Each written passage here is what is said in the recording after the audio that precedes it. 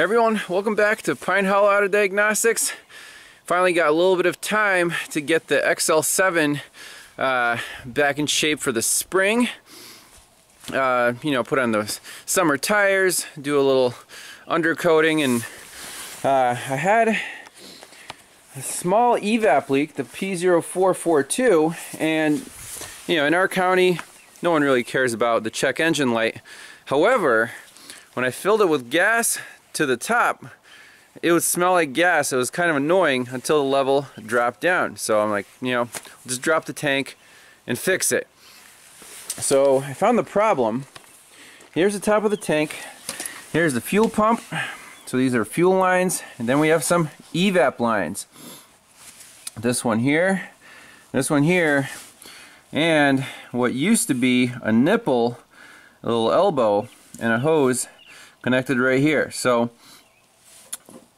this piece right here has a tube that sticks down into the tank, and when you fill it to the top, when the level gets to the tube, it goes up through a little hose and then to this guy right here into the filler neck, and that's what shuts off your nozzle at the gas station.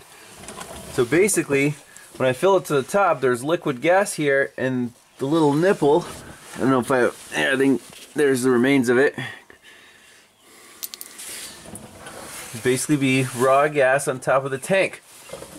So how do we take care of this? By using the existing parts.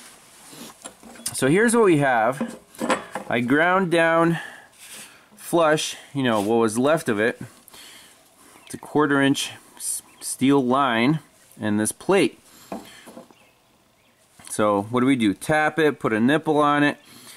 So let me show you what I came up with, and we'll see if this method works.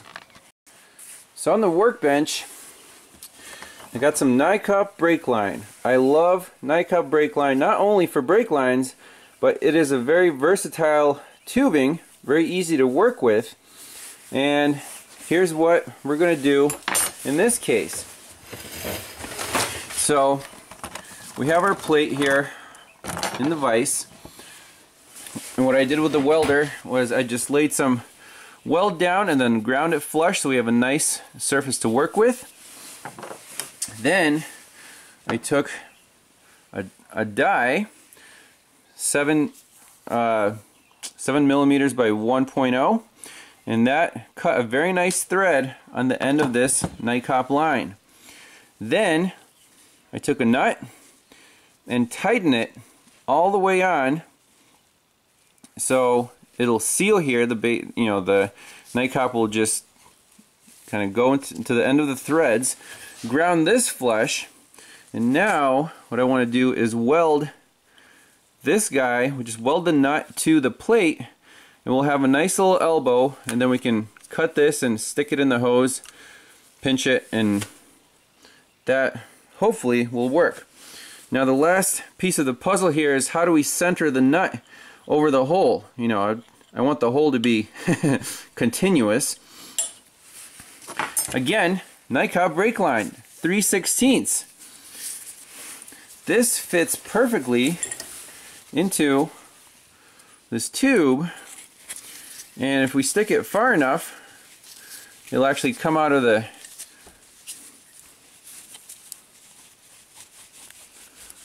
end, and this will be perfect for centering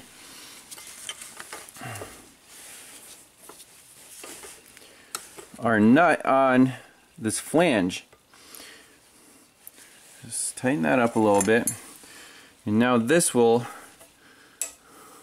be perfectly centered. You don't need to hold anything. Make sure it's oriented in the right direction. So if this is the rear of the tank, it has to go to the right side of the car.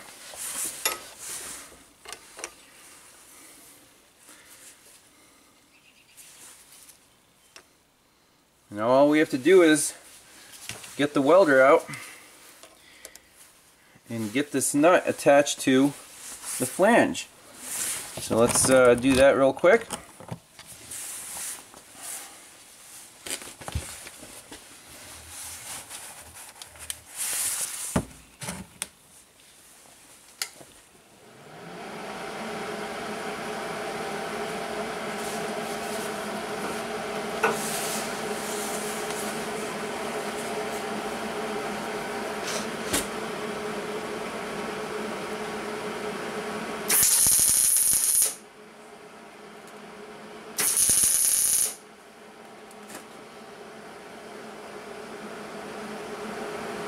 like it. Nice and solid. So we'll just go all the way around.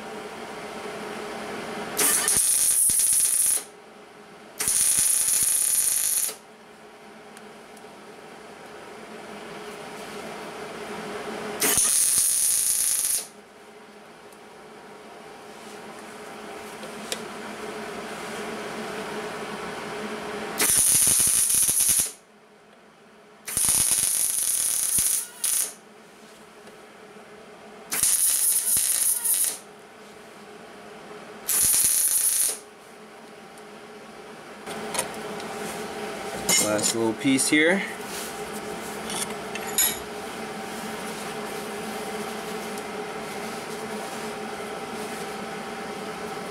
Now my 3/16 line should be able to come out freely.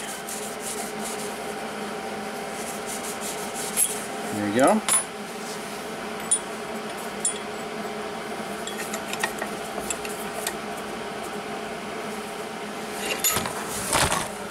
Ah, gotcha.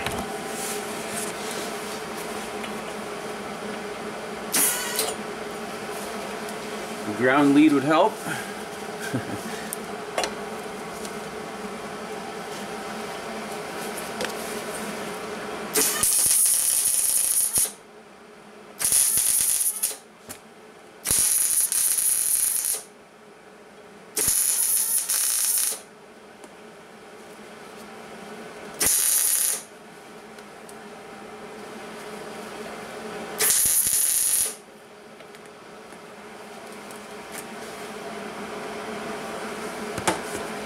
I think we're done.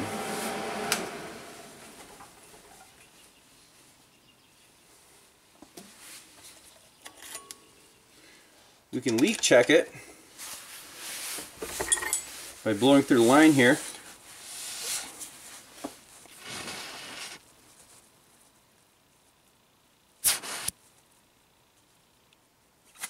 No leaks. There you have one repaired flange. I think that should be pretty good. And this line is removable. You can grab this and twist the line out, but I don't want to disturb the seal. So there you go. Sometimes you have to improvise and just make stuff, because who knows if that part's available, and it's a Suzuki, so probably not.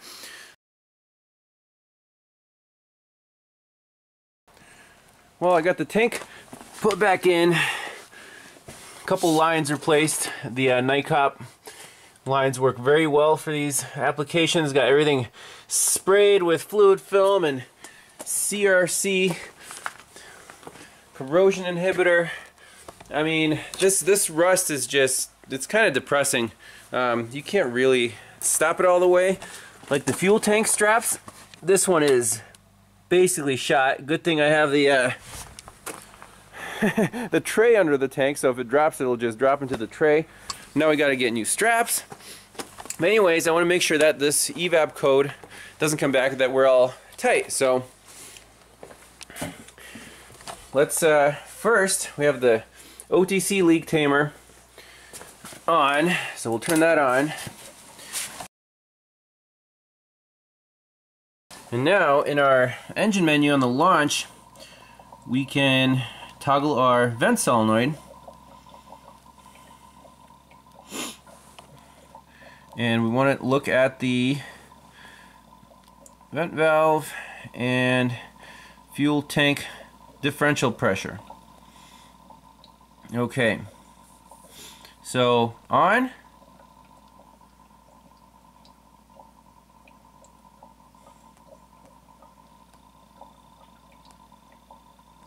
Oh, come on.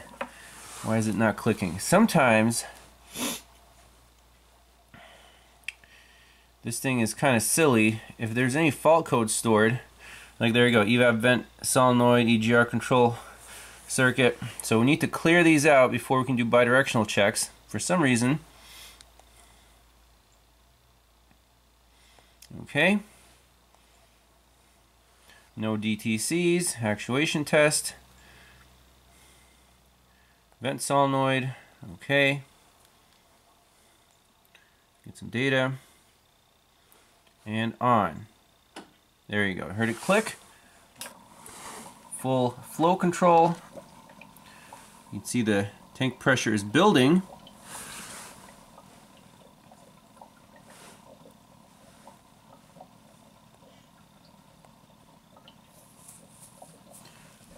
And our ball is slowly dropping. Let's see how far it drops.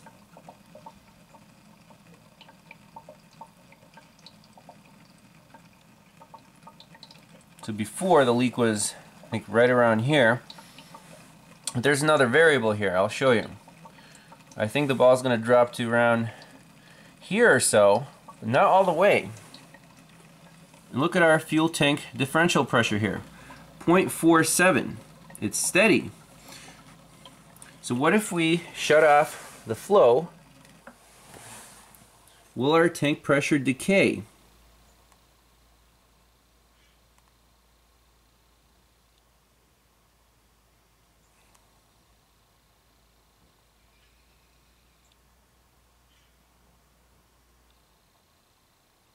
It's slowly decaying. I'm wondering if it's going to stop. There is a one-way vent valve on the tank, so when the pressure in the tank is negative, it actually draws fresh air through a separate line from the filter back into the tank. So I'm wondering if that is a variable here, or the vent valve itself could be leaking. Well, I got the vent solenoid here on the bench. It seems to be the only variable left. And if we plug this side and put in very low regulated pressure on this side, I want to blow it up. Right there. You can see the small leak right here. So what do? Fix it the Russian way. I think we can just uncrimp this part. Should come right off. Then sand everything on the wire wheel, check the O-rings, and put it back together. But this rust jacking is kind of prying it open. So let's go to town on these rusty tabs. Just enough to get this face off. Okay. Wow. Not too bad. So there's the plunger. It looks a little nasty in here. So it's leaking right here past this O-ring, and you can see that there's the solenoid that moves in and out. All it does is press this plunger, I'm guessing, into, yeah, there's a rubber seal, and it goes pop, pop. So closed, open, closed, open. So right now it's open. So the only thing we have to do is remove this guy and clean this surface here. Otherwise, I'm not going to touch it. By the way, for anyone wondering, this is a Denso unit made in Japan proudly 18 years ago. Hey, it lasted longer than the Nissan one.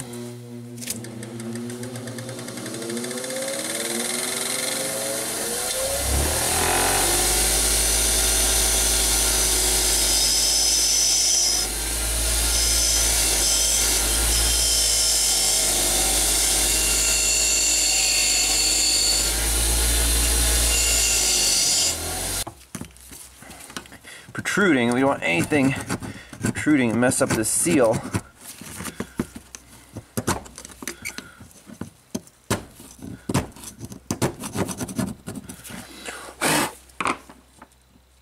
Alright, not too bad. Finish it up and put it back together. So to seal this thing up, I think I'm gonna put a little silicone paste on this O-ring. or rather on the plastic body here, and then we'll just spray the metal part with fluid film. So this is basically dielectric grease. I don't know what the difference is between dielectric grease and silicone paste, but I figure it's all good.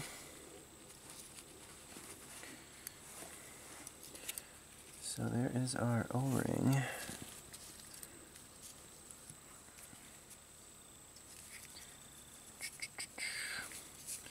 This will go in the groove.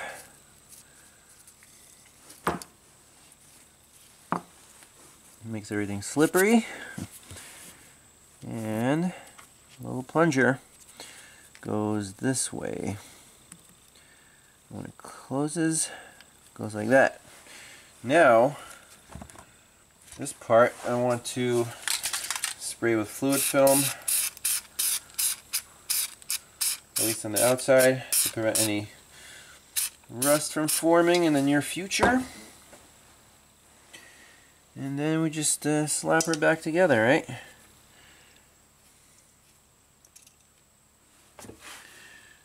Make sure it's supposed to go like that, and like that, and like this.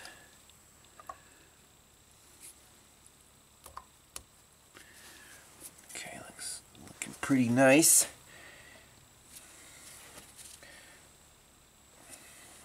These tangs you can bend back with your favorite instrument.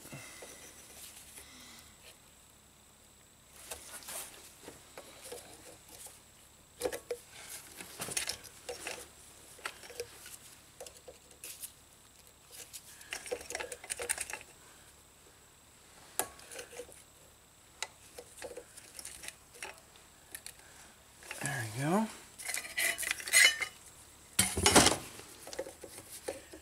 Last but not least,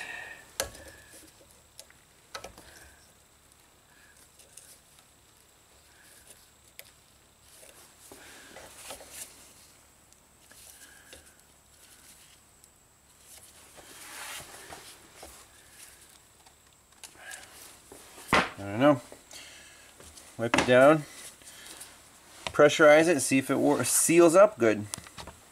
Alright, we might have some luck here after re-crimping the thing. I don't see any bubbles.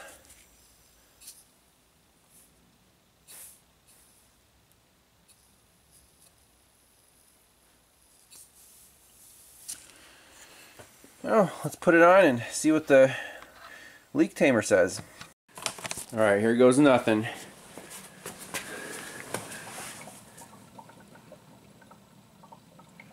Flow ball is dropping pretty quickly, and our fuel tank's pressure is climbing. 46, 47, 48,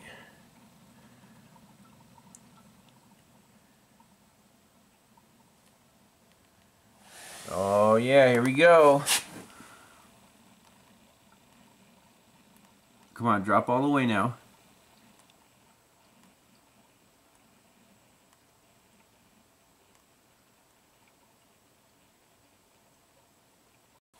Alright, we're basically down to 0.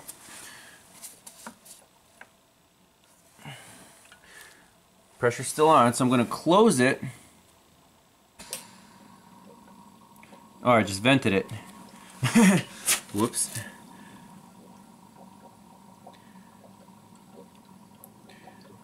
So I think that's a fix.